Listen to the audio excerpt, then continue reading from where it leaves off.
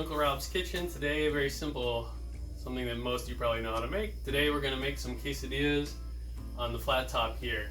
I already threw on my 100 grams of lean steak here cooking. You don't have to use a lean steak. In fact, with this, you actually might want a fattier steak, but because of the Gout diet, lean steak. And I'm just going to talk about ingredients that I like to use that are gout friendly. That'll make it an okay meal. It's pretty delicious. First, taco seasoning. There's pretty generic taco seasoning you can get in the States easily. A little hard to find in Korea, but you make your own. Okay. Then we have some onions, red pepper, and yellow bell pepper. Common misconception is that little bumps on the bottom of peppers can tell you their gender. It actually doesn't tell you that. If it has 3 or 4 bumps versus 4 or 5 bumps, it's basically just about how long it's been sitting in the ground or the growing conditions. But they are useful for measuring. So if you buy a four-ended pepper, very easy to know how much half is, or a 3-ended one, a third, whatever you want. So this is half a pepper each, and half an onion, chopped up. And once the meat's cooked a little bit, I'll be adding this. The meat's gonna take longer to cook than the peppers. Like I said, I threw it on first here, so it looks like it's about the half done point. So what I'm gonna do is spread the steak out.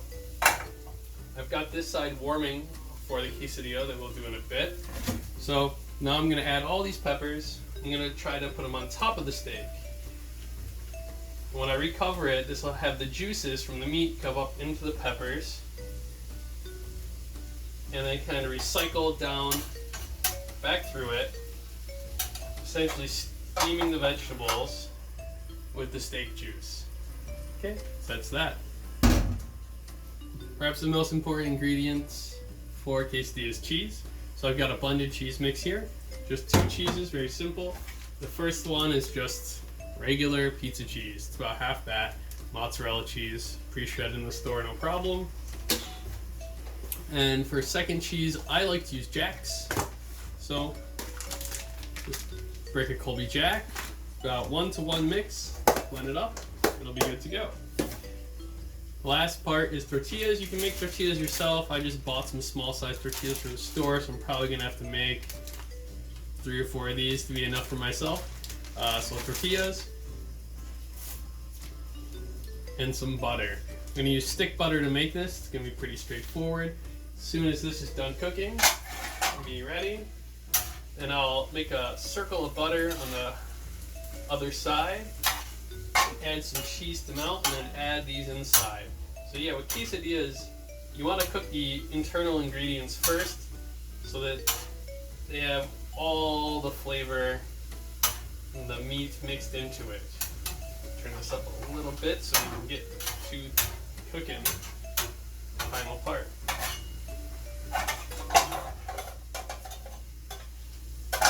I'm going to leave this here to cook for a minute and go prepare my drink.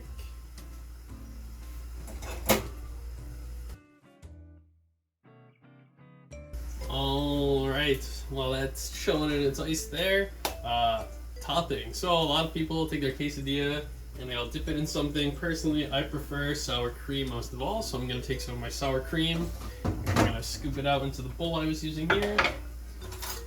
You can mix this with things like green onion, chives, anything like that you want. I'm just going to have it plain. So I'm just going to get a nice glob of sour cream for the side. Just scoop up with my quesadilla. You can also make salsa if you like. I recommend making your own salsa by just using one of these food blender kind of things here, chopping up a bunch of vegetables that you want together, and then using that with your quesadillas. Sour cream. Check on our meat and vegetable here. Give this another minute or 2 to cook. Alright, this side is nice and warm for the tortilla. So some people make quesadillas that are just completely round like this and then cut it like pizza. I don't really like to do that because it's kind of hard to eat. So we're going to basically be folding this with the contents inside and making a few of them that way. So the first thing I'm going to do, take butter, put a pan, the shape and size of my tortilla, throw it down there. I'm going to take my cheese mix. I'm going to hit the whole thing because even though I'm folding this in half, I want the cheese to kind of sandwich the other ingredients in the middle. I'm just going to spread it as evenly as possible among the whole tortilla and let that melt before we add the other ingredients.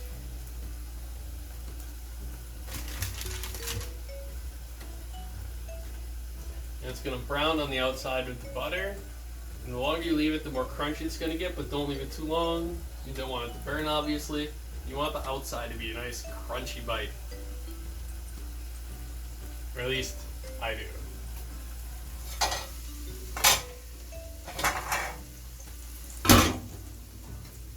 Alright, this is looking pretty ready. Well-cooked steak, slightly cooked onions, peppers to go in with it. Taco seasoning. If you want, you can use things like turmeric instead of taco seasoning, salt and pepper, whatever spices you like, but I really prefer the taco mix. I'm going to add quite a bit of this. I want it to be a really full quesadilla, so we're going to fill it up, flatten it down, more on there.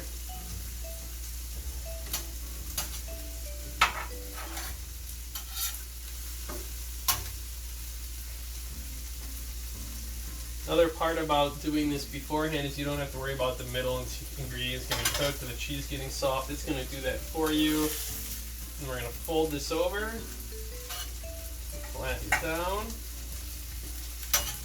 I'm not worried if it's too messy. I can just wash my hands after eating.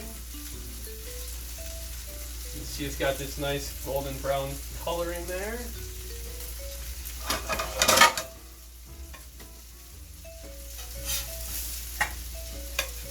It off.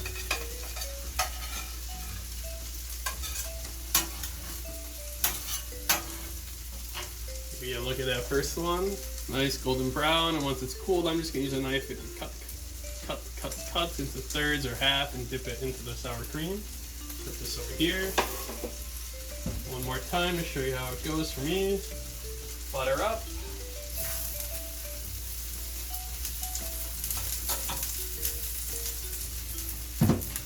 Quesadilla, tortilla, cheese,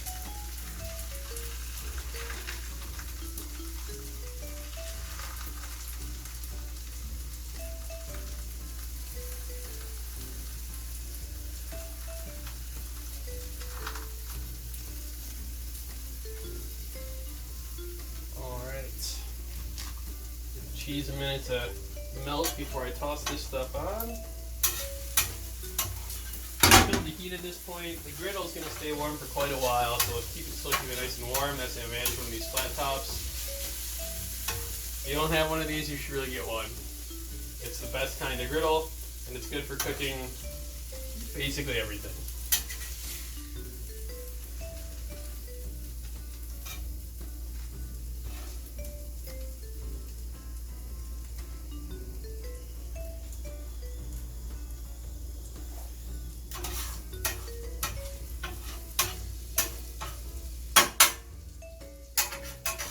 So I'll flip this over, down.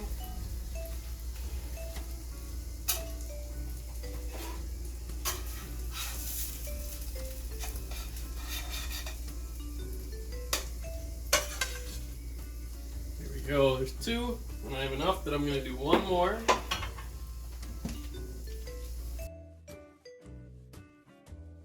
So you want to let this cool a little bit, but not too much. I'm going to show you how I cut them up.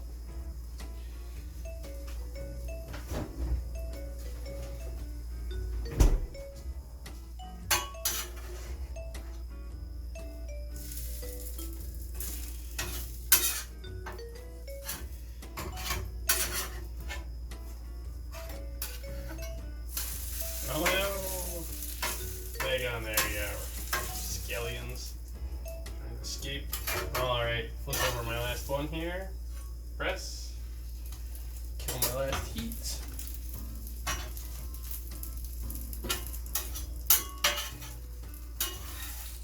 Like I said, I don't care if it's a little messy. I can just go in there and Eating up my plate with a spoon later, so there's no problems with killing more fire. Got my 3 quesadillas. My sour cream on the side to go with it. What I really like to drink with these, some orange juice with some ice cubes, nice and cold. It's getting towards late summer, early fall here.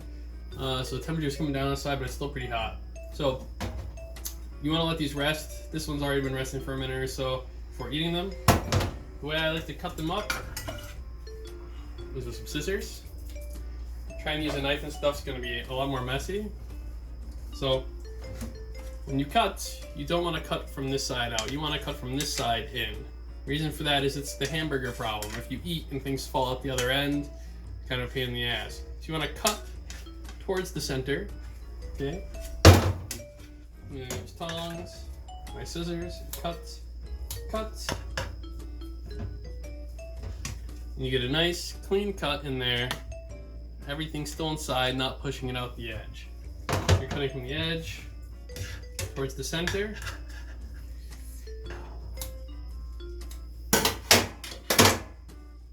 Your triangular wedges. Go ahead, take a dip. And it's ready to eat. That's everything. See you next time on Drunken Rob's Kitchen. Thanks for watching.